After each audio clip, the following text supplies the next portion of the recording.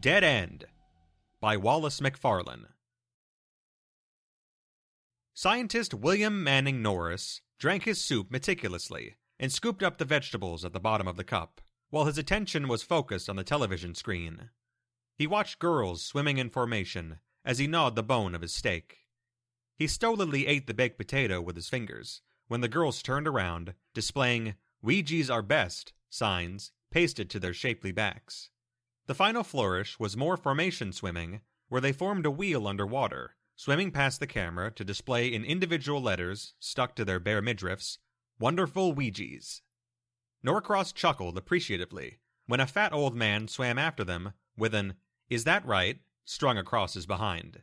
Young men followed him, each carrying a one-word card that spelled, "You bet it's right, don't be left, by Ouija's." The scene ended on the surface.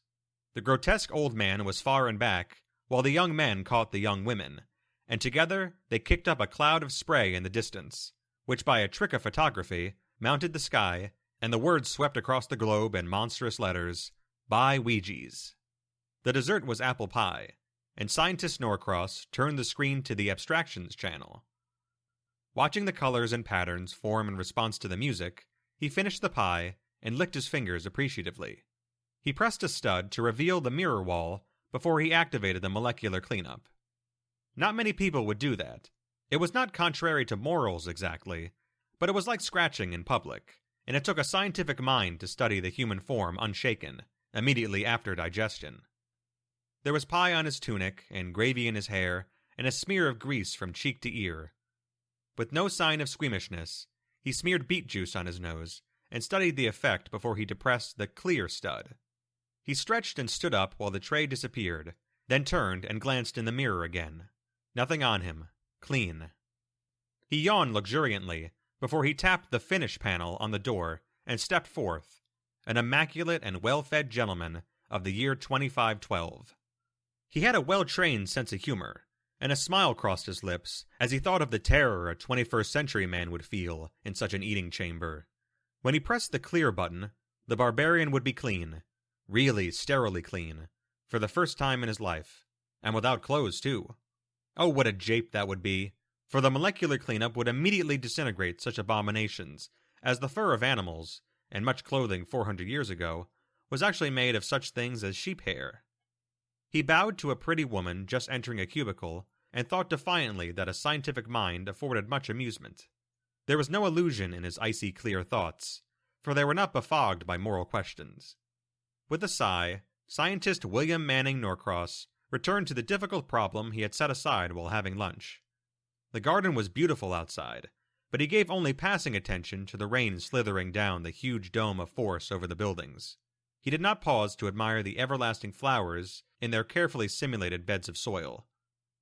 John Davis Drumstetter was in a state of crisis again, and Scientist Norcross was worried.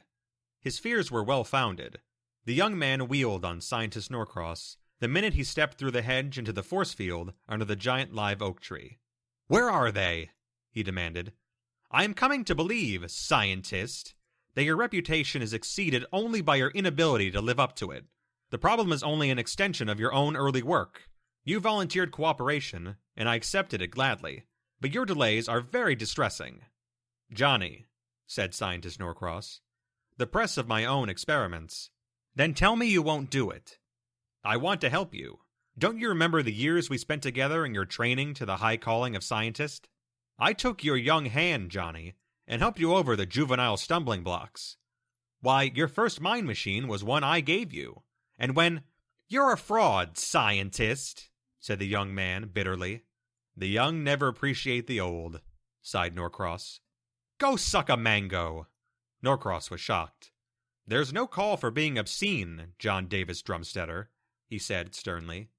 "To mention eating to another person, and right in public, where you might be overheard. Eat a slippery, sloppery mango on television, you old fool. Smear it all over your face while you ingest it into your unspeakable digestive tract." "John Davis Drumstetter," said the scientist with great control, "I have been your friend since you were born. Your father and I became scientists on the same day. You are young and overeager. Just remember, he finished with a warning shake of his finger. Satellite Station 1 wasn't built in a day. Drumstetter stopped his furious pacing and subdued his rage with visible effort. He chilled, like red steel hardening, and when he spoke, he was in full command of himself. Now listen to me, Norcross, and keep your mouth shut. For the past 40 years, I've been working on the stellar overdrive. We have the solar system in our reticule, colonies have been established on every planet, and ships have been sent to Alpha Centauri, with every chance that mankind has established itself in that solar system. But in the 400 years since science has emerged from the Dark Ages, we've managed to creep only 4 light years away from home. And you, scientist, are withholding your work on the overdrive relay. Do you understand why your plea of old friendship does not affect me? In the past 2 years, you've done nothing. Experiments that must be kept secret, mumbled Norcross. And it is my belief, said the young man in a clipped, cold voice, that you have sold yourself to your taste buds and digestive tract. Either that, and here his burning rage came into the open, or you are a pseudo-life. At this ultimate insult, Scientist Norcross was silent with indignation. He watched Drumstetter shrug into a stole, turn down the power to the huge mind machine, sling his reticule over his shoulder, and stalk off through the hedge. Norcross slumped into a chair, his mind in confusion.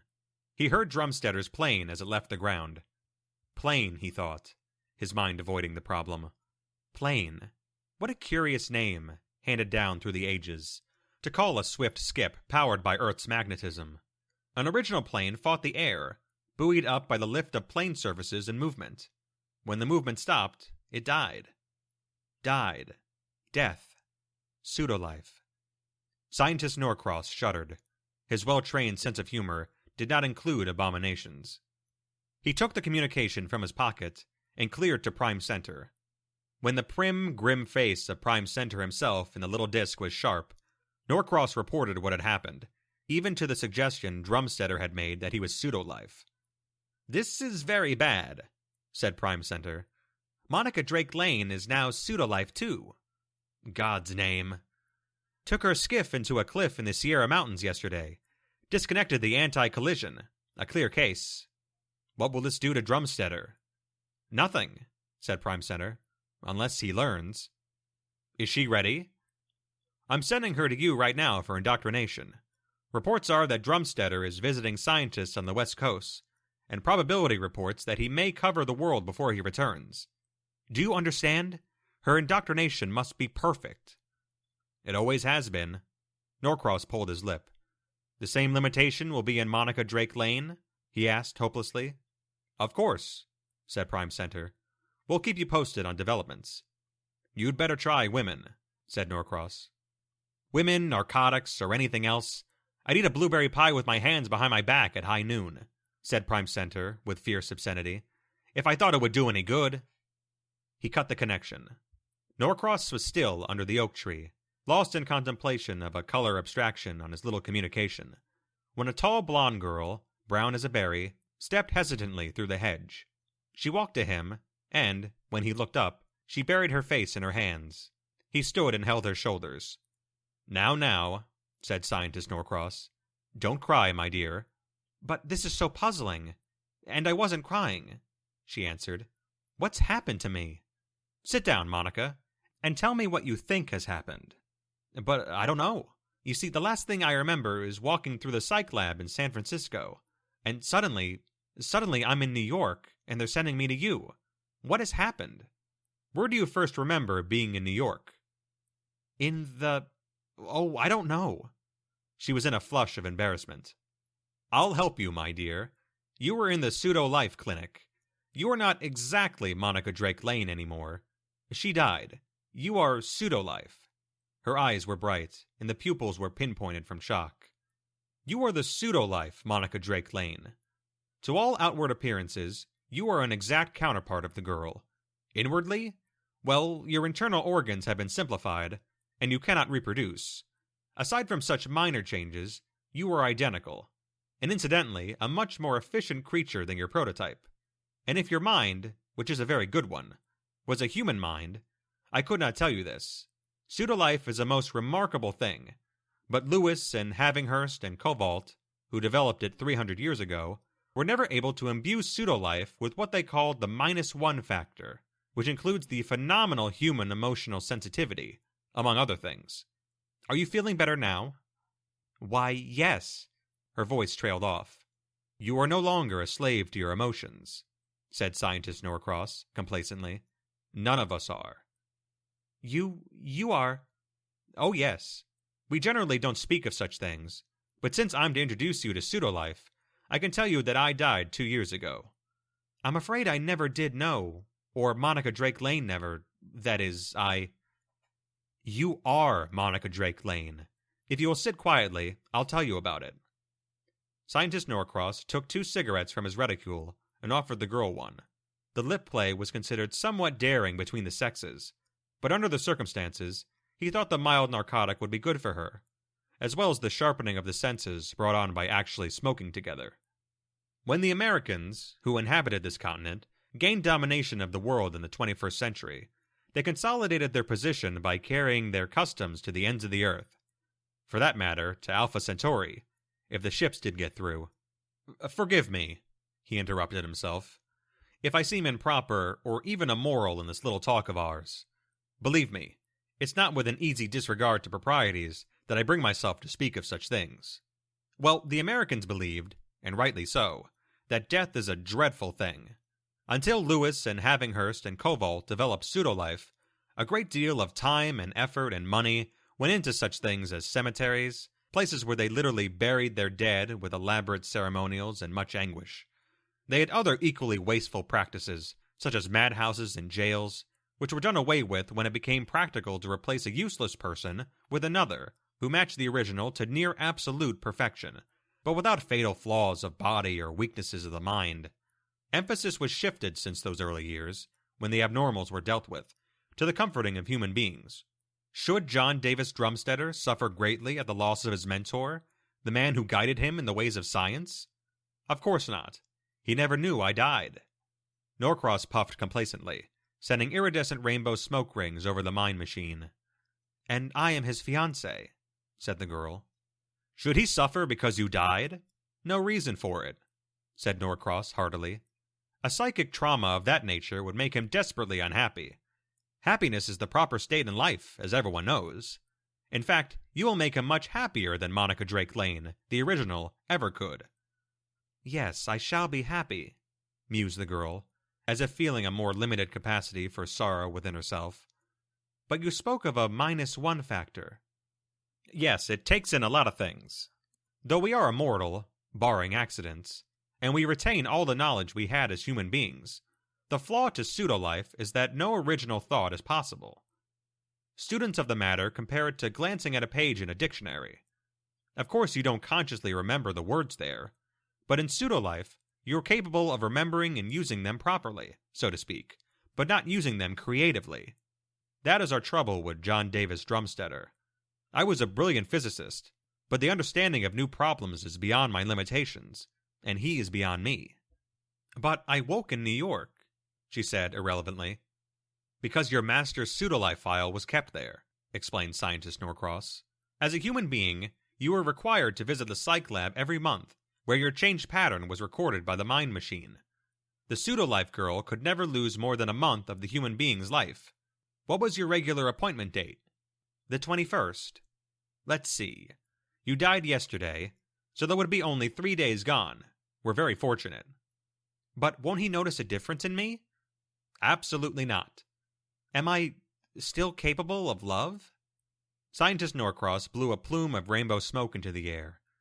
Suppose, my dear, we find out. Monica Drake Lane agreed, for morality, which is essentially organized taboo that changes as society changes, had, in the 26th century, been confirmed exclusively to eating. Scientist Norcross had often amused himself by imagining how people of other ages would have been outraged by the moral standards of his own era. But his famous sense of humor was not rugged enough to be amused by the moral standards of the past. Not, at any rate, if he had had to endure them, though he found them sufficiently comic as history. She built a bower, an attractive courtship custom that had been adopted from the birds, and the day ended much more pleasantly than Scientist Norcross had expected at lunch. The reports came in from Prime Center. Drumstetter stayed in Los Angeles 2 days, in San Francisco 3, and then consulted with Dowson in Honolulu. He skipped to New Zealand, back north to Japan, and swung across Siberia, with short stops at various laboratories and universities. He was in Finland for 3 days, with old scientist Theophil Gertzli, who, though little better than a witch doctor, called himself a psychologist.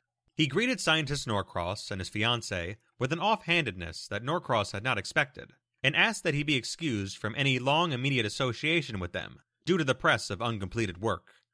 "But Johnny," said Monica Drake Lane, "I've made a bower close by, and you seem very tired." "There's work to be done," said the young man firmly. "I have no time to— Wait, I'll see your bower." As they walked over the lush, artificial grass, scientist Norcross explained that his results from the overdrive relay equations were in the mind machine even now, but John Davis Drumstetter only patted him on the shoulder in a friendly way and told him not to bother. When they reached the bower, scientist Norcross expected that Drumstetter would sleep there after all, for it was an exceptionally pleasant design. The force field was night, and the sky was filled with adapted creatures from Mars, dancing to their susurrate music, and the air was permeated with the bittersweet and exciting scent of a Venusian lake, the very odor of romance. In the background was the song of the sea. John Davis Drumstetter stepped out of the bower and said gently, "It's one of the nicest I've ever seen, and we spent some happy nights in it a year ago, didn't we, Monica?" He kissed her gently, as he might kiss a child, and walked back to the oak tree. "He's behaving very oddly," reported Norcross to Prime Center, as soon as he could, and gave the details. "I'd give a lot to have him meet a human female," said Prime Center wistfully. "What shall I do?" "Stay with him and wait," ordered Prime Center. "This is the first time the hopes of humanity lie in one man. Remember that. We can only serve," he added bitterly. "He hasn't tested the final limitation? Good. Keep me informed." John Davis Drumstetter stayed beside his huge mind machine for nearly a week, and, though he was only 60, he looked like an old man when he greeted Monica and Norcross at the end of that time. "The relay is finished," he announced. "It's being installed in the Last Hope now. That's what I'm calling my ship, the ship to make mankind free of the stars. My work on Earth is nearly done." "But Johnny, darling," said Monica Drake Lane, looking up at him through her eyelashes, "what about our marriage?" He looked at her with grim pity. "The bower was an old bower," he answered. "Did you have the courage to be a unique in a patterned world? Can you reproduce, Monica Drake Lane?" "Oh, Johnny." "The final limitation," he said. "Humans have the power to command pseudo-life. Pseudo-life, answer. I command." She sank to the ground. "No," she said. "No, Johnny, I can't have a baby. I died over a month ago. I'm sorry you found out." John Davis Drumstetter turned on scientist William Manning Norcross. "You've done no new work because you have no capacity for it, correct? Answer, Pseudo-life. I command." Norcross lifted a calm face. "Why, yes," he said. "I'm Pseudo-life. Have been for over 2 years. But don't you worry, Johnny. It's better this way, and only natural that—" John Davis Drumstetter paid no attention. He spoke as if explaining to himself. "You see, there's Pseudo-life, dancing to the very end of the masquerade ball that started so long ago. It began when measurable science, the science of finity, made a finite man, a man nearly as good. It was the mental climate of an age that wanted its books digested and then abandoned reading for television. They froze food and pre-cooked it, and said it was even better than garden-fresh vegetables. Do it the easy way, they said, never knowing that the hard way is the only way in the last analysis. Why try and cure a neurotic when you can make a pseudo-life of him? Don't let his grieving friends or relations suffer. Provide them with a pseudo-life. He's just the same, they said, and he's not sick. And should a man die? Oh no, make a pseudo-life for his wife and children. But Johnny, be still, pseudo-life. Why bother with men who are beginning to understand the human mind, when you can create pseudo-life? The cheap drives out the good every time. Oh, with the kindliest intentions, with the softest sympathies, hide, conceal, the truth be damned." "But Johnny, darling," began Monica Drake Lane. "Be still, pseudo-life. There's one more thing, the final capstone to mankind's pyramid of folly." He got Prime Center on the communication. "Answer, pseudo-life, I command. Am I the last human being on Earth?" Since you put it that way, said Prime Center reluctantly, you are. And in the solar system? I'm afraid so. The communication dropped from John Davis Drumstetter's hand. This is the logical conclusion, he said slowly.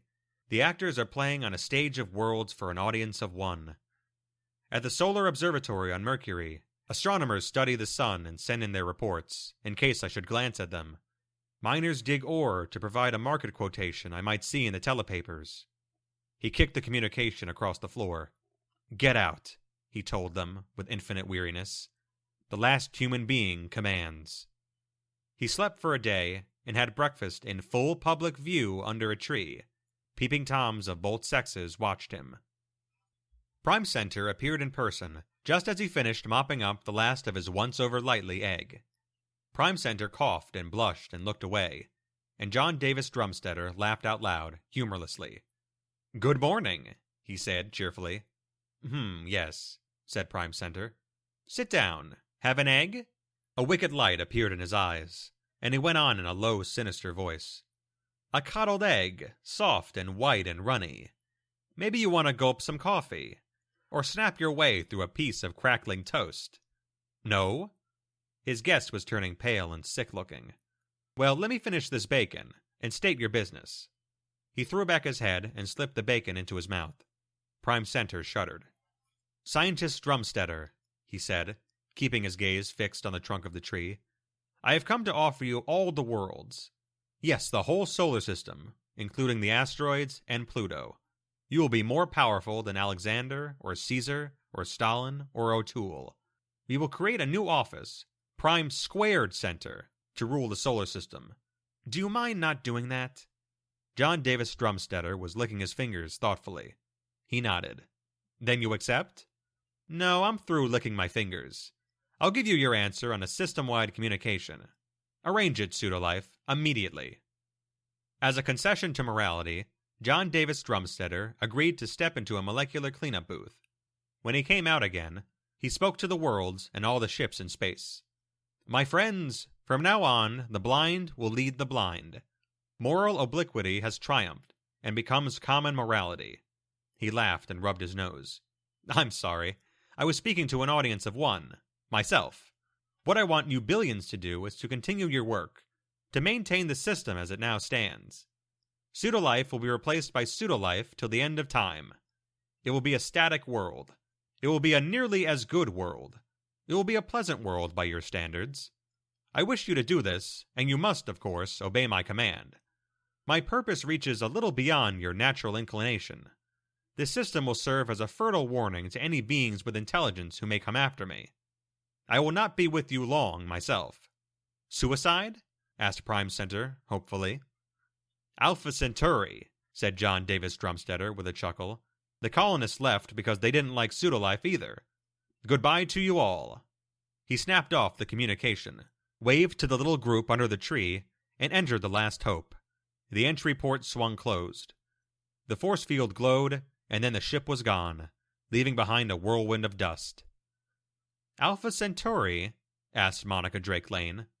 Following the others of his wild, unstable breed, said Scientist Norcross. Easy come, easy go, the girl said, shrugging.